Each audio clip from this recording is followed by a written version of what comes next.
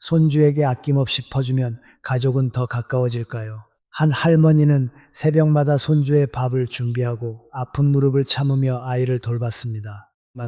그런데 정작 그녀가 더 이상 아무것도 해줄 수 없게 되자 집안을 가득 채우던 발걸음은 조용히 줄어들었습니다. 사랑이 부족했던 것도 아닌데 대체 어디서부터 관계가 달라진 것일까요? 많은 부모 세대가 자녀를 키우며 평생을 보냅니다. 젊어서는 자식의 학비와 생활을 걱정하고 자식이 결혼한 뒤에는 새 가정이 잘 자리 잡기를 바랍니다. 그리고 손주가 태어나는 순간 다시 한번 삶의 중심이 가족에게로 향합니다. 손주의 작은 웃음만 봐도 하루의 피로가 사라지고 할아버지라고 부르는 목소리만 들어도 자신이 다시 필요한 사람이 된 것처럼 느껴집니다. 그래서 아침 일찍 일어나 반찬을 만들고 몸이 불편해도 아이를 데리러 갑니다. 자식이 힘들다고 하면 생활비를 보태고 손주가 갖고 싶다는 것이 있으면 자신의 지출부터 줄입니다. 처음에는 가족도 고마워합니다. 전화가 자주 오고 주말이면 집안이 웃음으로 가득 찹니다. 하지만 진짜 이야기는 여기서부터였습니다. 어느 순간부터 사랑과 희생의 경계가 흐려지기 시작합니다. 한 번 도와준 일이 매주 해야 하는 일이 되고 호의로 시작한 손주 돌봄이 당연한 책임처럼 굳어집니다. 몸이 아파 하루 쉬고 싶어도 오늘만 부탁한다는 말을 거절하지 못합니다. 자식이 실망할까봐, 손주가 자신을 찾지 않을까봐 또다시 무리합니다. 이때 많은 어르신이 한 가지를 착각합니다. 가족에게 필요한 존재가 되는 것과 가족에게 사랑받는 것은 같다고 생각하는 것입니다. 물론 가족이 도움을 필요로 한다고 해서 그 마음이 거짓이라는 뜻은 아닙니다. 문제는 관계가 오랫동안 도움을 중심으로만 이어질 때 생깁니다. 늘 받던 돌봄과 지원이 반복되면 감사했던 일도 일상의 일부가 될 수 있습니다. 그리고 어느 날 그것이 멈추면 아쉬움보다 불편함이 먼저 나타나기도 합니다. 몸이 예전 같지 않아 손주를 돌보기 어렵다고 말한 날, 자식의 목소리가 잠시 굳어지는 순간이 있습니다. 경제적으로 더 도와주기 힘들다고 했을 때 연락이 조금 뜸해지는 경우도 있습니다. 그것만으로 자식이 부모를 이용했다고 단정할 수는 없습니다. 각자의 생활이 바쁘고 상황이 달라졌을 수도 있습니다.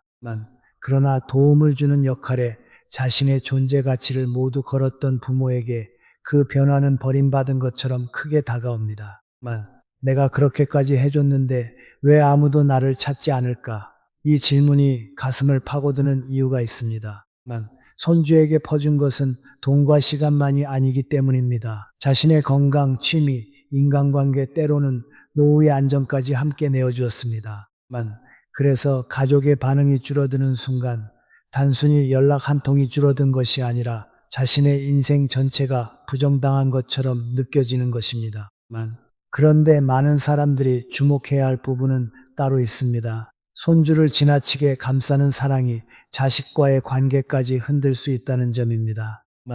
부모가 아이를 훈육하려 할 때 옆에서 아이가 불쌍하지 않느냐 메어 막아서는 경우가 있습니다.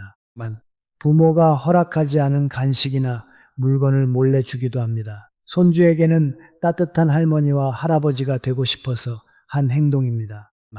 하지만 아이의 부모 입장에서는 다르게 느껴질 수 있습니다. 자신이 세운 기준이 반복해서 무너지고 아이가 어려운 일이 생길 때마다 조부모에게 피하는 습관을 갖게 되면 부모는 무력감을 느낍니다. 처음에는 참을 수 있습니다. 선의에서 나온 행동이라는 것을 알기 때문입니다. 그러나 같은 일이 반복되면 감사함 뒤에 피로와 서운함이 쌓입니다. 단순한 세대 차이처럼 보였지만 그 안에는 서로 다른 책임과 감정이 숨어 있었습니다. 할머니는 손주를 사랑해서 한 일이라고 생각하고 자식은 우리의 양육 방식을 존중해 달라고 느낍니다.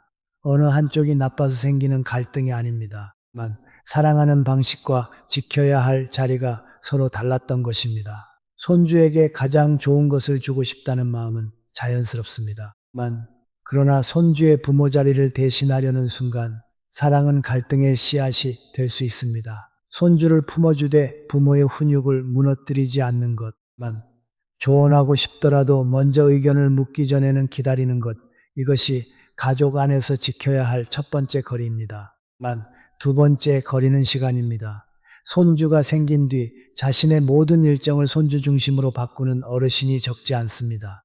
친구와의 약속을 미루고 운동을 그만두고 여행 계획도 취소합니다. 처음에는 행복합니다. 하지만 몇 년이 지나면 자신이 무엇을 좋아했는지조차 잊게 됩니다. 그러다 손주가 자라고 학교와 친구만 자신의 생활에 바빠지면 갑자기 커다란 빈자리가 찾아옵니다. 아이는 자연스럽게 성장했을 뿐인데 조부모는 자신이 밀려났다고 느낍니다. 손주에게 감정의 전부를 걸었기 때문에 아이의 작은 변화에도 크게 흔들리는 것입니다. 이 장면이 더 크게 다가오는 이유가 있습니다. 노년은 남은 시간을 손주에게만 헌납하는 계절이 아니라 오랫동안 미뤄두었던 자신의 삶을 되찾는 시기이기도 하기 때문입니다. 산책하고 책을 읽고 오래된 친구를 만나고 배우고 싶었던 것을 시작하는 시간은 결코 이기적인 시간이 아닙니다. 자신의 삶을 지키는 어른은 가족에게 부담이 아니라 안정감을 줍니다. 세 번째로 지켜야 할 것은 경제적인 거리입니다. 손주 학원비, 선물, 여행비, 자녀의 주거비까지 도와주다 보면 정작 자신의 노후 자금이 줄어들 수 있습니다. 베풀 때는 모두가 웃지만 나중에 생활비나 치료비가 부족해 자식에게 손을 벌려야 하는 상황이 오면 관계의 분위기가 달라질 수 있습니다. 사랑은 자신의 기반을 무너뜨리면서까지 증명해야 하는 것이 아닙니다. 여유 안에서 돕고 도움을 준 뒤 대가를 기대하지 않는 것이 중요합니다. 특히 노후에 필요한 생활비와 의료비는 먼저 지켜야 합니다. 자신을 보호하는 것은 가족을 외면하는 행동이 아니라 훗날 가족에게 과도하게 의존하지 않기 위한 책임이기도 합니다. 그리고 가장 어려운 거리는 마음의 거리입니다. 손주가 전화를 하지 않았다고 하루 종일 서운해하고 자식이 바쁘다는 말을 자신을 피한다는 뜻으로 받아들이면 관계는 점점 무거워집니다. 사랑받고 싶은 마음은 누구에게나 있습니다. 하지만 자신의 평온을 가족의 연락 횟수에 맡겨버리면 매일 흔들릴 수밖에 없습니다. 여기서 말하는 거리는 차갑게 돌아서거나 손주를 일부러 멀리하라는 뜻이 아닙니다. 오히려 더 오래 사랑하기 위해 숨 쉴 공간을 만드는 것입니다. 매일 만나 모든 것을 해주는 관계보다 가끔 만나더라도 온전히 이야기를 들어주고 따뜻한 기억을 남기는 관계가 더 오래 갈 수 있습니다.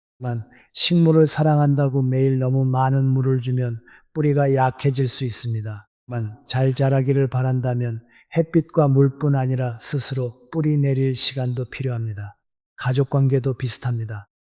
도와주는 시간과 기다리는 시간, 말하는 순간과 침묵하는 순간이 함께 있어야 합니다. 결국 가장 놀라운 변화는 한 걸음 물러선 뒤 시작됩니다. 부모가 자신의 삶을 다시 돌보기 시작하면 가족도 그 사람을 단순히 도움을 주는 존재로만 바라보지 않게 됩니다. 손주 역시 언제든 만날 수 있는 사람이 아니라 만날 때마다 따뜻함과 지혜를 얻는 특별한 어른으로 기억할 수 있습니다. 노년의 품격은 가족에게 얼마나 많이 주었는지로 결정되지 않습니다. 자신을 잃지 않으면서도 얼마나 따뜻하게 사랑했는지, 자식의 가정을 존중하면서도 얼마나 든든하게 곁을 지켰는지에서 드러납니다. 붙잡는 사랑은 때로 상대를 지치게 하지만 믿고 기다리는 사랑은 다시 돌아올 자리를 남겨둡니다. 손주에게 다 퍼주고도 외로워지는 노년과 적당한 거리를 지키면서 오래 존중받는 노년의 차이는 거창한 선택에서 시작되지 않습니다. 오늘 부탁받은 일을 무조건 받아들이지 않는 것, 묻지 않은 조언을 잠시 삼키는 것, 자신의 건강과 생활을 먼저 챙기는 작은 선택에서 시작됩니다. 손주를 덜 사랑할 필요는 없습니다. 다만 사랑 속에서 자신까지 사라지게 해서는 안 됩니다. 여러분은 손주와 자식 사이에서 어느 정도의 거리가 가장 따뜻하고 건강하다고 생각하십니까?